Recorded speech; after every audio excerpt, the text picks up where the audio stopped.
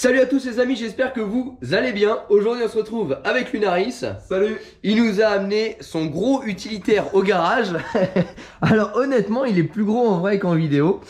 Et donc Lunaris est venu au garage pour qu'on fasse un petit check-up de sa voiture. Donc si vous suivez sa chaîne, eh ben, vous savez déjà les petits problèmes qu'il a eu avec sa voiture. Si vous la suivez pas, le lien sera en description de la vidéo. Donc Lunaris, je te laisse te présenter pour ceux qui vont te découvrir aujourd'hui. Bon, donc moi c'est Lunaris 2142 pour ceux qui veulent retrouver la chaîne. Donc moi essentiellement je fais des tests de moto, un peu de voiture et aussi de plein d'autres produits. Et mon nouveau délire sur l'année dernière et qui continue en 2021, c'est d'acheter des bagnoles minuscules venues du Japon. Donc là j'ai ramené mon Honda Acti, c'est un K-Truck, donc un tout petit utilitaire qui est vendu normalement que au Japon. C'est les K-Cars, c'est ça hein? C'est un K-Car, voilà. Les K-Cars c'est une catégorie de voitures très petite, ça fait moins de 3,40 m de long et la cylindrée est limitée à 660 cm3 pour les véhicules actuels. Et moi, je vais encore plus loin dans le délire, vu que là j'en ai pris un de collection, il est de 89, et donc la cylindrée c'est un 550 cm3 qui développe la puissance folle de 32 chevaux. Donc tout ça pour dire qu'en fait avec la voiture de Lunaris et la mienne, bah, on a une voiture tout à fait normale. Donc en fait, alors je vais essayer de prendre un peu de recul. C'est un K-Car, hein, donc c'est un petit utilitaire entre guillemets minuscule. Vous voyez sur le pont, on a tout simplement pas pu mettre de cale puisque la voiture est trop petite pour être levée. Du coup on a relevé les rampes et en fait bah, on le lève comme un pont 4 colonnes. Voilà.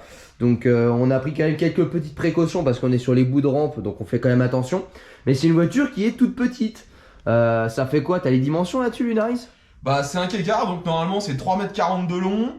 En hauteur je sais plus, ça doit faire 1,70 m, 1,80 m je crois en hauteur. Et en largeur 1,40 m je crois. Alors moi j'ai été quand même assez surpris, c'est que je suis la chaîne de Lunaris. Et j'avais déjà vu, même sur les réseaux sociaux, il avait partagé un petit peu des photos à côté, notamment la Fiat 500 la semaine, enfin hier je crois même. Hier, ouais. Voilà. Et je voyais vraiment la chose vraiment très petite, mais en fait on a une benne côté utilitaire qui est quand même assez conséquente. Hein. Regardez ça, c'est pas une petite caisse à outils, hein, c'est quand même une malle. On a mesuré, il y a 1,35 m de large pour 2 m de long, donc ça fait quand même une belle benne par rapport à la taille de la voiture. On a une toute petite cabine, mais on a quand même une surface dite de transport ou de travail comme vous voulez, qui est quand même assez confortable et même très confortable hein, parce que on a presque l'espace que j'ai dans le trafic. La seule différence c'est que là tu disais on était limité à 300 kg. 350. Voilà. Alors je pense sincèrement que c'est à cause de l'essieu ou à cause de la cylindrée et donc de la faible puissance, 30 chevaux, ça que tu nous disais. Ouais, c'est ça. Ouais. Parce que en soi la benne est quand même sacrément robuste et il y a 2 poutrelles dessous et on pourrait mettre largement 700 kg sans que ça plie. Bon, Lunaris est venu pour qu'on fasse un petit check-up parce qu'il doit la passer en collection, donc il a le contrôle technique, etc. à passer. Et quand il l'a reçu, il avait vu quelques petites choses qui frappent à l'œil. Et du coup, bah forcément, ça fait peur pour la suite. Donc là, on avait vu ça. Donc c'est ni plus ni moins de la choucroute qui n'est même pas de la choucroute, on va vous expliquer après. Et donc forcément, en voyant ça, bah on flippait un peu pour la suite. Donc ça, c'est la partie visible. On a ici, ça a été ressoudé et bourré de mousse polyuréthane. Pareil ici, hein, c'est de la mousse polyuréthane, tout ça, vous voyez, c'est tout mou, je vais pas trop appuyer parce que faut attendre les réparations. Et avec de la peinture et du silicone à salle de bain. Pareil de ce côté-là. Donc du coup, en fait, c'est vraiment la bête pare-brise qui est pourrie et ça a été réparé, mais voilà, dégueulasse. Vous voyez ici, hein, j'ai creusé, c'est de la mousse. Donc forcément, quand vous voyez ça, ça fait transpirer pour la suite. Et en fait, bah, la bonne surprise, c'est que c'est les seules choses sur le véhicule dramatique, non, ça se répare. Mais bon, qui nécessite l'intervention d'un professionnel. On a vérifié l'intégralité de la voiture, elle n'a pas subi de choc. On a vérifié l'intégralité du dessous de la voiture, il est juste nickel. Hein. Alors certains, quand je vais vous montrer, vont dire « Ah, il y a 2-3 petits points de rouille, etc. » C'est une voiture de 89. Donc imaginez qu'en 89, c'est ce que je disais tout à l'heure à Lunaris, il y a des voitures des années 2000 qui sont bien plus pourries que ça. Là, en l'occurrence, il y a juste 2-3 points de rouille, je dirais de contact, il n'y a pas de corrosion perforante, il n'y a rien, on a trouvé juste des durites à soigner et le moteur est en parfait état. Donc le moteur se situe en fait en position centrale arrière. Ouais, ça fait sportif mon gars comme ça. Il est devant les cieux. Il est devant les cieux, donc c'est un moteur central arrière. C'est un petit 4x4, donc en 4x4 je dirais entre guillemets semi-permanente parce que plus tu accélères et plus ça envoie vers l'avant, je crois, c'est ça? Je sais plus exactement comment ça fonctionne, je crois que c'est en fait carrément s'il détecte une espèce de perte d'adhérence, mais je sais pas comment il le détecte vu que c'est un truc de collègue. Mais c'est ce que j'avais lu sur le truc de Honda. Ils expliquaient, eux, ils appellent ça real time for wheel drive. Mais en fait, real time, c'est faux, quoi. En fait, c'est une track. T'as un meilleur anglais que moi, quand même. C'est une propulsion. Et uniquement, normalement, en cas de perte d'adhérence, ça retransfère sur les roues avant. Bah, donc du coup, tu peux drifter et tout dans les ronds-points. Non, justement, parce qu'il y a ce système-là, je peux pas. Mais sur les autres marques, par exemple chez Suzuki, Daihatsu, en gros au Japon, il y a toutes les marques japonaises qui font des petits Kietrog comme ça. Et la plupart des autres ont, comme sur les 4x4, la possibilité de sélectionner 4 roues motrices ou 2 roues motrices. Et il y en a plein qui font du drift avec. Donc là, on retrouve le petit 3 cylindres, donc facile à détecter, hein, 3 cylindres, c'est ni plus ni moins qu'un petit moteur de moto, hein. On voit bien dans sa position, etc. C'est vraiment positionné comme une moto. C'est un modèle à carburation, on a vérifié un petit peu l'état des durites, etc. Et encore une fois, pour quelque chose de 89, on a des durites qui sont un peu sèches, certes, mais qui sont pas du tout craquelées. On n'a pas de craquelure sur les durites, on a vraiment quelque chose de surprenamment propre. Lunaris, quand il a réceptionné le petit camion, il s'était posé la question si le conteneur n'avait pas fait un tour parce qu'il n'y avait que 4 chiffres. Bah, la réponse, on l'a. Hein. Au vu de la qualité esthétique du moteur, du peu d'usure qu'il y a, que ce soit également sur les éléments roulants, donc les disques, les plaquettes, etc., tout est encore neuf. Donc en fait, c'est vieux parce que c'est rouillé, etc., mais en termes d'usure, ça n'a pas l'usure. Donc effectivement, il a bien ses 60 000 km, sauf erreur de ma part. Ouais, c'est ça, 60 000 au compteur. Donc là, je vais vous prendre un petit peu avec de la lumière. On va aller faire un petit tour dessous. Et vous allez voir que c'est relativement propre.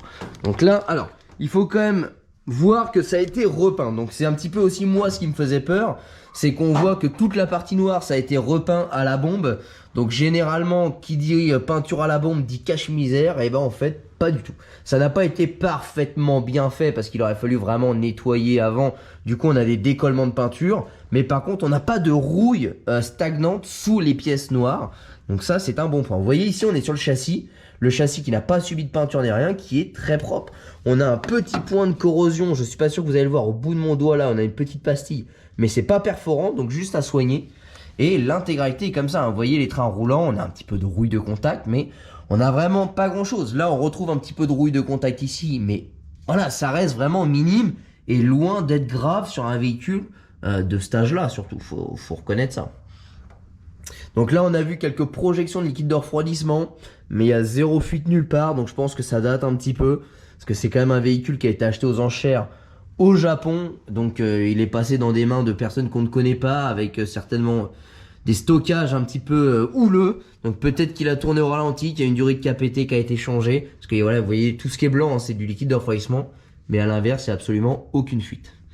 Donc là, vous voyez bien le plancher, hein. Encore une fois, le plancher est hyper sain, donc c'est vrai que quand on voit la baie de pare-brise, ça fait plutôt flipper, et à l'inverse, bah là, vous voyez que tout est nickel. Voilà, le plancher est impeccable. Alors là, on a la petite roue de secours. On va changer le pneu tout à l'heure parce que oui, maintenant, on a des machines à pneus au garage. Donc, ça va permettre de les changer.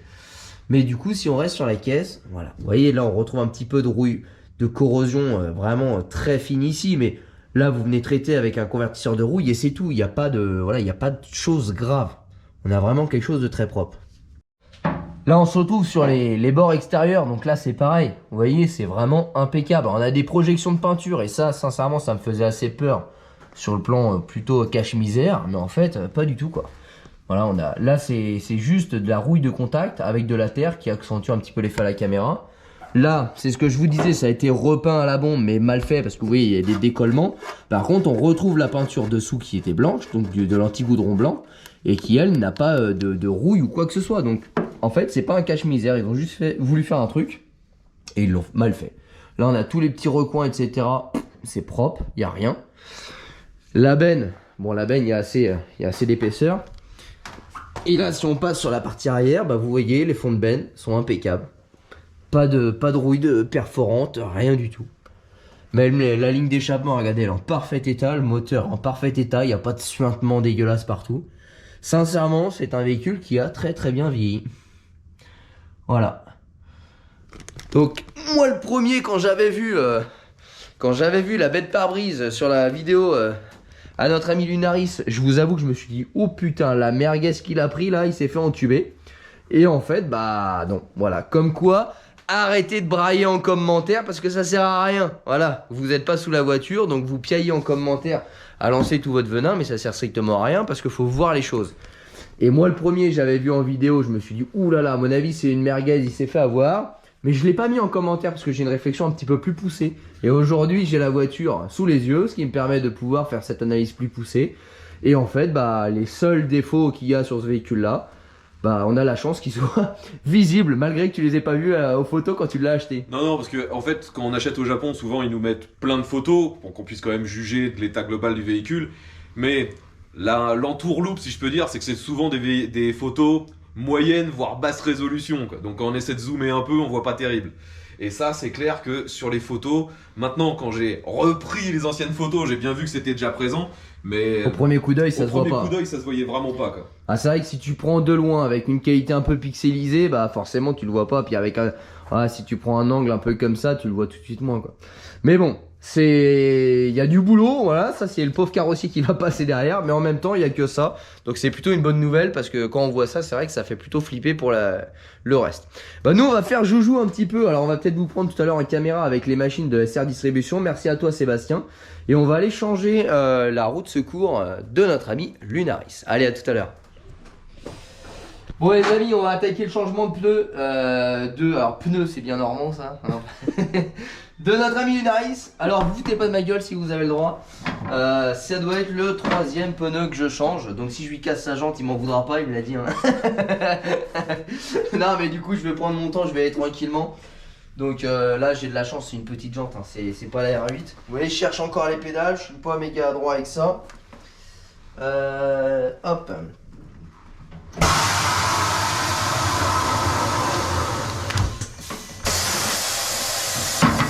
Un truc qui est tellement mou, j'ai même pas besoin de retirer la valve, quoi.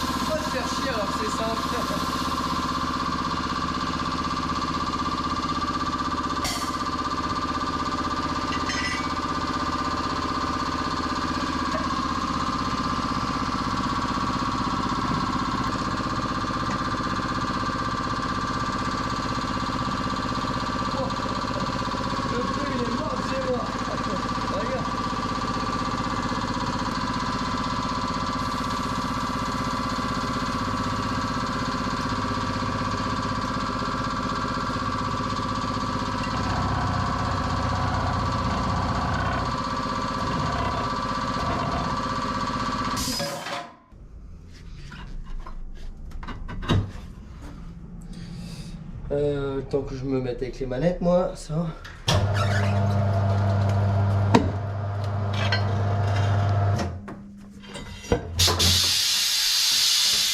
Bienvenue chez Gaillard Pneus, le montage de pneus pas cher.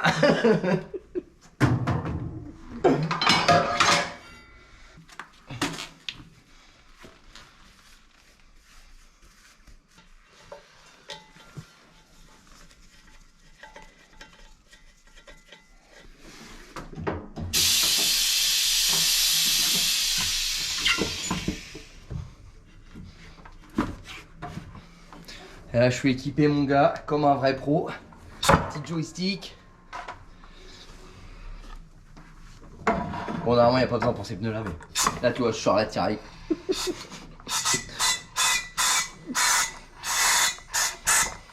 Non en vrai c'est parce que je suis nul et que j'ai besoin de me prouver à moi-même que je vais réussir du premier coup.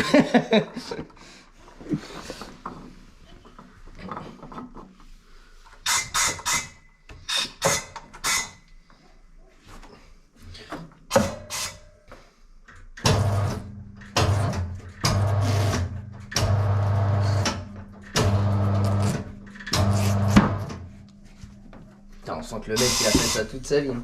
Dans une autre vie, j'ai travaillé chez Noroto.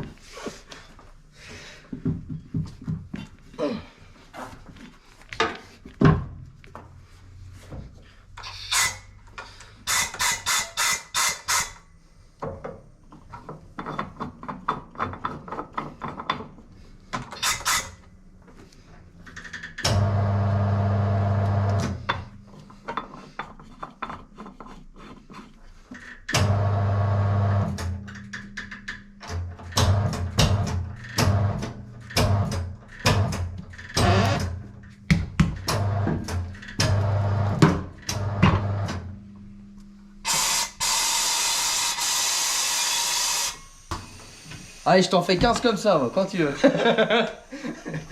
Bon, allez. C'est bon, j'ai qu'une roue de secours. Non, mais quand tu fais ça, genre, t'as l'impression d'être un pro, tu vois, t'as fait ça toute ta vie. Genre, t'as un pneu en 305 d'R8, t'as la petite goutte au fond, là. Et t'as l'air plutôt dans la guignole.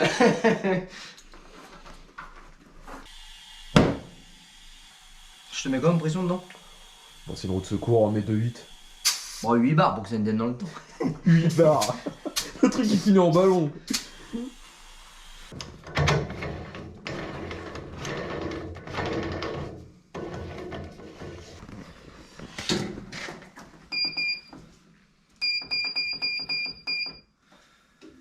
C'est du combien? 12 pouces ça? 12, ouais.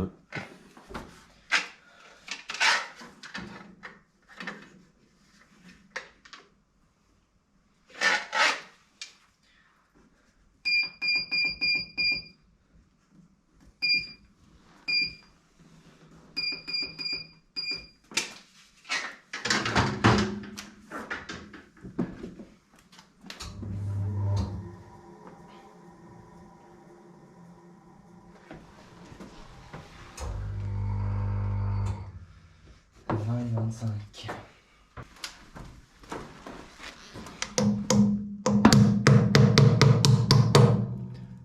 Et 20.